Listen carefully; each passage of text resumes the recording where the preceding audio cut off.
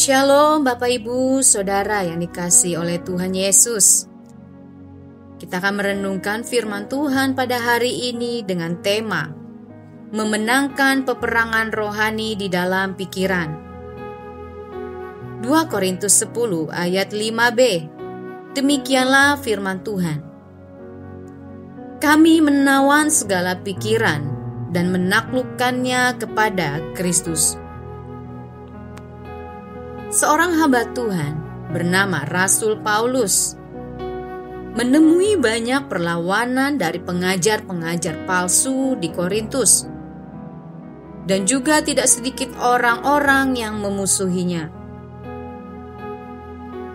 Segala tuduhan yang buruk ditujukan kepada Rasul Paulus dari pihak-pihak tertentu yang ingin mempengaruhi jemaat di Korintus. Mereka memiliki tujuan agar jemaat tidak mau lagi menerima pelayanan Rasul Paulus. Tentunya tantangan ini tidak mudah. Tantangan ini ditemui oleh Rasul Paulus, baik itu berasal dari pihak luar maupun dari dalam. Di dalam menghadapi hal ini, Rasul Paulus tidak menggunakan senjata duniawi, tetapi senjata Allah. Karena ini adalah peperangan secara rohani.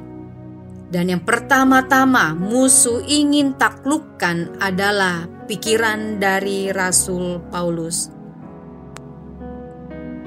Bapak Ibu Saudara yang terkasih, kalau pikiran kita sudah terintimidasi, maka tidak mungkin lagi kita dapat memikirkan perkara-perkara rohani.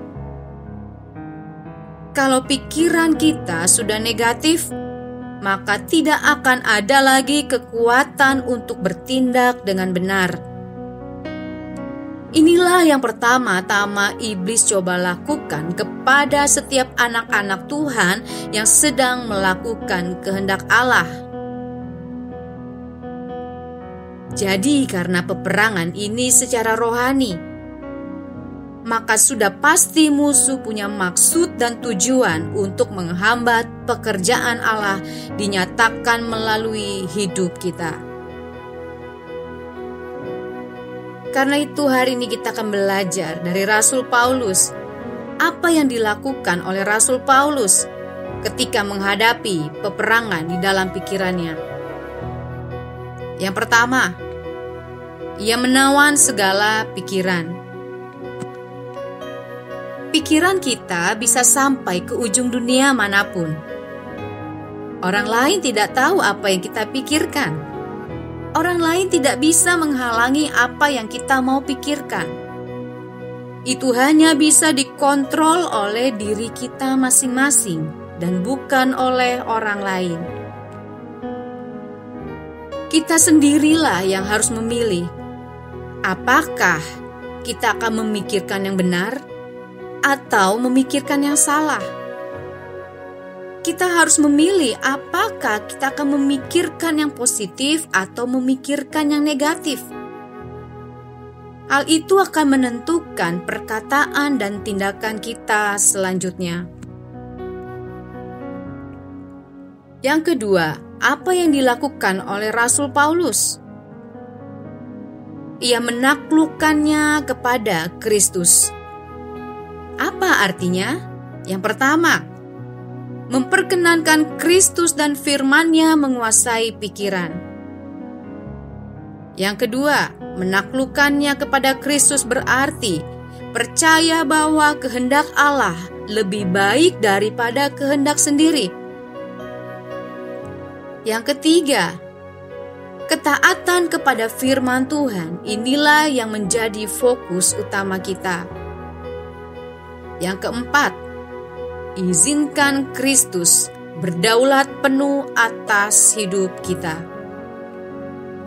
Mari Bapak Ibu Saudara yang terkasih, kita libatkan Tuhan dalam menghadapi peperangan rohani karena kita tidak mampu berjuang sendiri. Hidup kita harus digerakkan oleh iman percaya kepada Kristus, bukan dengan pikiran kita yang sangat terbatas. Apa yang Yesus pikirkan? Biarlah itu menjadi pikiran kita. Kiranya renungan hari ini boleh memberkati setiap kita semua. Mari kita berdoa. Kami taklukkan pikiran kami di bawah kaki Kristus. Kami perkenankan Engkau Tuhan berdaulat atas hidup kami. Dan kami memperkatakan, kami adalah orang-orang yang menang, lebih dari pemenang. Dan kami akan memenangkan peperangan rohani yang sedang kami hadapi, baik itu di pikiran kami, dalam kehidupan kami, karena kami percaya Kristus ada bersama dengan kami, Engkau berjalan bersama dengan kami, Engkaulah pemimpin kami, dan Engkau sedang membawa umat-Mu di jalan kemenangan-Mu. Di dalam nama Tuhan Yesus kami berdoa, haleluya. Amin.